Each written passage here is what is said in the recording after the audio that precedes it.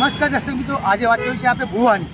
ડૂમતો ભૂવો નહીં પણ નગરપાલિકાની ઘોર બેદરકારીથી પડેલો ભૂવો છેલ્લા 3 વર્ષથી ખાડો પડેલો છે પ્રતિમ ચોકડી વિસ્તારમાં અંકલેશ્વરમાં.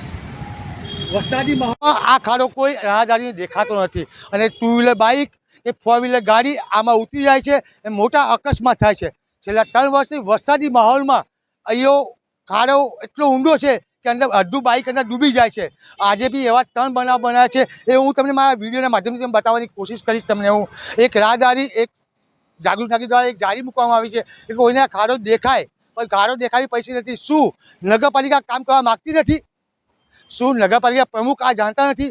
શું કોઈ લેતા દેતા જે એના કારોબારી સભ્ય હોય તો આની કોઈ જાણ નથી? આજથી 20-25 દિવસ પહેલાં જ્યારે આ વરસાદ ચાલુ થયો હતો ત્યારે નગરપાલિકા કર્મચારીઓ અહીં ગયા હતા, જેસીબી મશીન લઈને આવેલા હતા, જોયું હતું પણ એમને ખાડો દેખાયો નથી.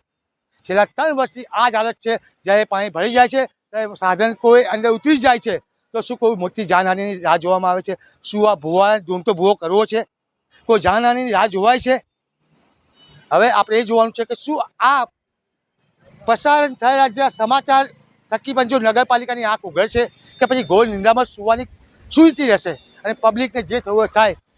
દીપ ભાસ્કર લાઈવ, વિપુલ જાની, અંકલેશ્વર.